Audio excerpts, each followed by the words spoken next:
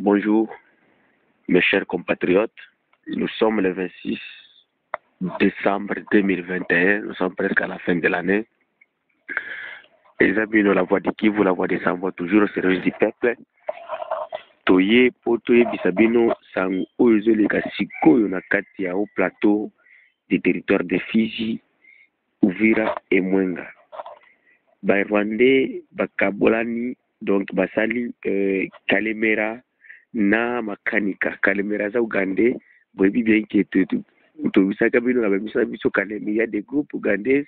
oyo baza na kati ya Turwaneho Ngumino, bango baza dirigé par Kalemera, donc aza allié ya makanika Kalemera.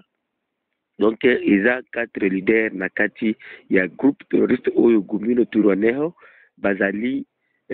Kalemera, bazali makanika Shaka na Musaraba. Sikoyo bakabolani ba operation lelo otuze ko yibisa bino bitumbeza makasi na kati ya mboka Bivumu ti kokenda na kati ya secteur ya Lulenge, parce que bakabolani makanika na Kalemera nde ba attaquer bivnani Lulenge ti Bivumu bazwa parti wana. Donc pour le moment les forces autodéfense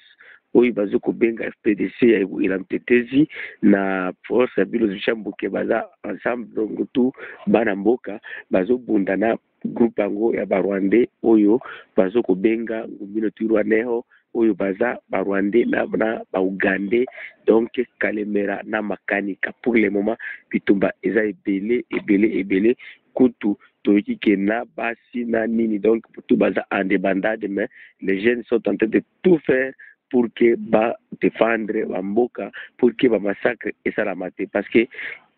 Barwandais bayaki na kati ya mboka Bivumu po ba massacrer bato. Et il nous faut de vous signaler que non, ça fait au moins les jours où il va bato na loe ba le 9 de un Rwandais à partir de la pandémie a comela kabiso la voix du Kivu, et puis to informa ka bato ke no balobaki dans 2 semaines bakokende ti Lulenge ko massacrer bato. Donc nde eloko yango lelo Barwandais bayepo baye ko massacrer bato na kati ya mboka ya Lulenge, na kati ya mboka ya nani ya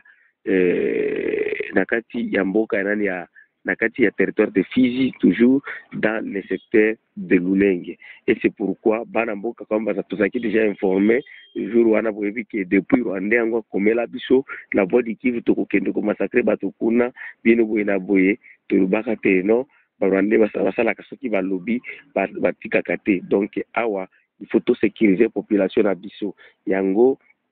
Vraiment je remercie nos forces autodéfense bana mboka na ndenge balobaki ke non tokolala pongi ya babebe te, mais tokosala tout pour que to défendre population. Pour le moment bitumba ezali bazo kubunda na Barwandais pona kotala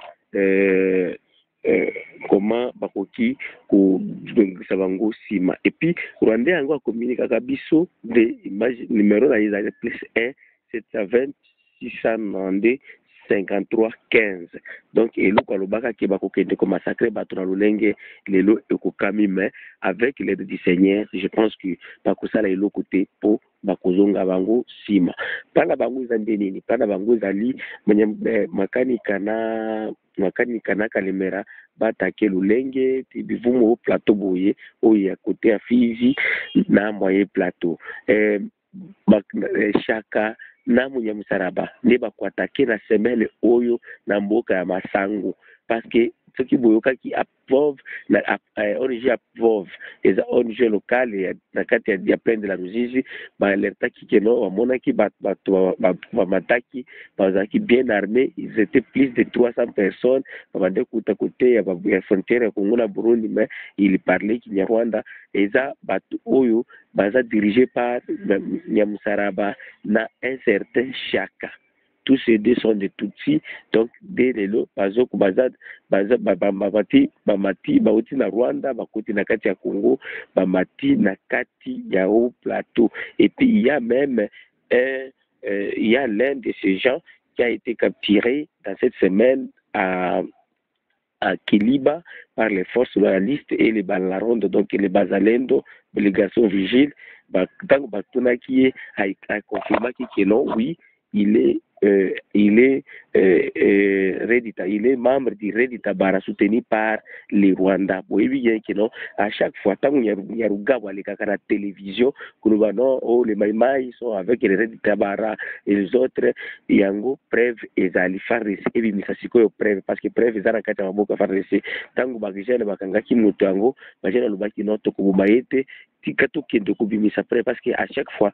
quand les Rwandais utilisent la politique des mensonges eza eloko moko ya bien te donc il faut to bazala na preuve nde bato bemisaki bakende ko mayena epa ya FARDC akiliba pour le moment ce monsieur là il est au prison central de Mulunge à Uvira. Alors donc il a beaucoup d'informations, il était parmi les troupes pour le moment bandeko jeune Masangu, Baba Masangu, Papa Masangu, non, ils ne laisseront jamais Masangu et tomber parce que Barwandais a besoin va occuper au plateau Mobimba et puis occuper yango ndeba kokende dususu kwataki Minembwe pour bazwa aérodrome ya Minembwe wana des programmes na bango donc après avoir bakanika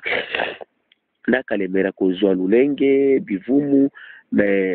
Shaka na Munyamusaraba kozwa kote ya Masangu donc na Uvira nde bakosorganiser lisusu bakende kwatake Minembwe pour récupérer aérodrome. Pourquoi la récupération de l'aérodrome? Pour bazar a besoin ba milisu bandoko uta libanda mboka e bandoko uta à l'étranger et kozwa e bandoko ko kitela bango place wana pour na kwatake babanda sikoyo guerre ya balkanisation ya mboka na biso. Donc les Congolais nous devons être vigilants. Ceux qui sont à Kinshasa, ils sont occupés par les histoires des élections, les politiciens qui sont au pouvoir comme l'opposition. Pourtant beaucoup Buka koto ya Rugabo na Rubero bango bazo organiser combat déclencher une guerre donc de comprendre mongo na biso toza na mois grippe ya Rugabo na Rubero bango bazali organiser combat ba kokendo kosala guerre ya balkanisation ya mboka. Pourtant les Congolais ils sont occupés par les histoires des élections. Donc pour le moment nous remercions nos forces autodéfense banaboka parce que bago batane na kalisusu na kati ya gouvernement parce que gouvernement ya mboka soki olobi ke o espérer na gouvernement beaucoup ka jour moko ke mais banaboka olobi bakondima te donc tout ce qu'ils viendront avec nous passons ça comme information au Rwandais boyebake you are welcome parce que to mwabele ya bakoko ya Congo ekotika bino bozonga ndenge boya kite mais ba plan na bino nyoso bokonesi rango te parce que to yebi déjà qu'est-ce que vous préparez et après bon de wapi même si vous changez plan déjà les Congolais aussi ils se sont déjà préparés pour na confronter bino. J'aimerais informer les peuples congolais qui non beaux à la distraité parce que plan de balkanisation les a toujours. Et puis plein balkanisation wana na yusaka bino ni tetere maimai Congo lelo ezalaki lingaki ezala ndenge ezali lote mais comme nous avons des ingrats à la tête de la nation je ne sais pas si je vais les appeler, je vais les qualifier des vampires, donc yango mona au lieu de soutenir Banamboka, au lieu de soutenir force de défense bango bakendaka toujours kosenga lisusu na Rwanda eza comme olami nzungu et puis nzungu na yo ya makayabu et puis mupaya abandoko yebisa ke na otinda yo soki na soki okeite okulia zungu te pourtant zungu eza ya yo makayabu eza ya yo nde moto kende kosomba epice osombi tomate na yo osombi nini osombi pe makala opelisi moto olambi mais moto abandoko ya kokonduire yo na zungu oyo yo olambi Kongo ya biso Rwanda akonduire biso na ndenge nini yango wana nde na ye koyebisa bino ke na kati ya mboka Bivumu il y a des affrontements à l'heure où je vous dis. Oui, mes chers compatriotes, tout ce message sikoyo, tout ce message à Mombo, yango pe eza attaqué à Mombo Chakira, yango tout eza attaqué par les forces rwandaises ou la balkanisation ya mboka. Donc pour le moment, la position ya FARDC eza na kati ya mboka ya Amombo eza attaqué par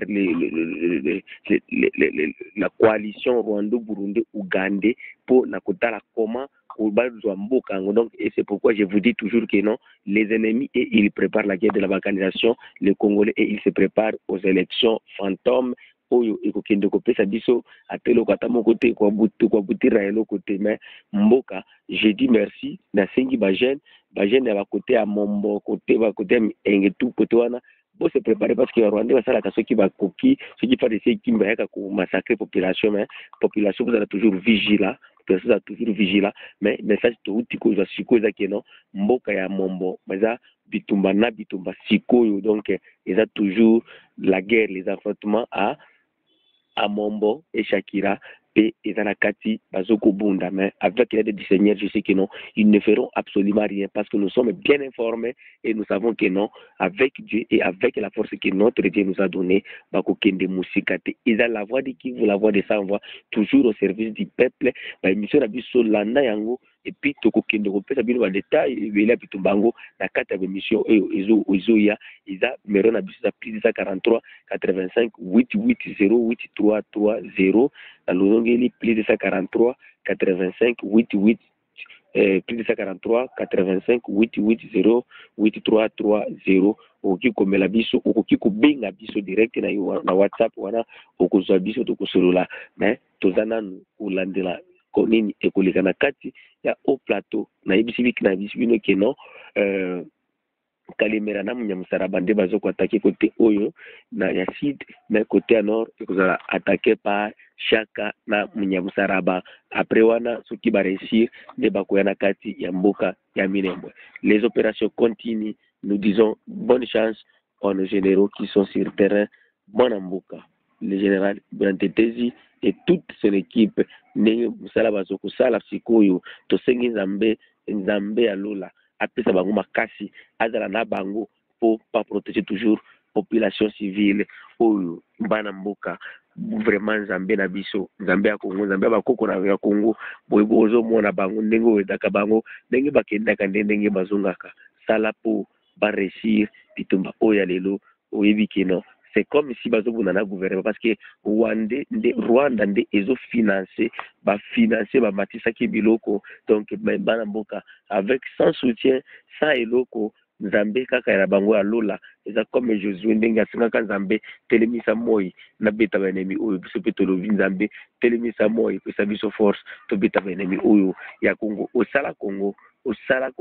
yo nzambe oyebi pourquoi opesa biso minere opesa biso mabele eza fertile opesa biso ba minere na nini yango tout et puis oyebi pourquoi opimela bango mais nzambe opimela bango te po baya ko attaquer biso. Donc ekomi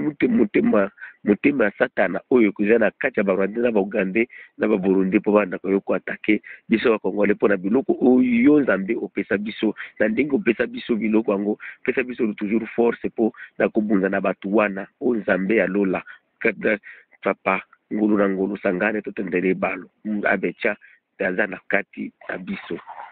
Eza la voix de Kivu, la voix de sa voix toujours au service du peuple. Merci. Ndio.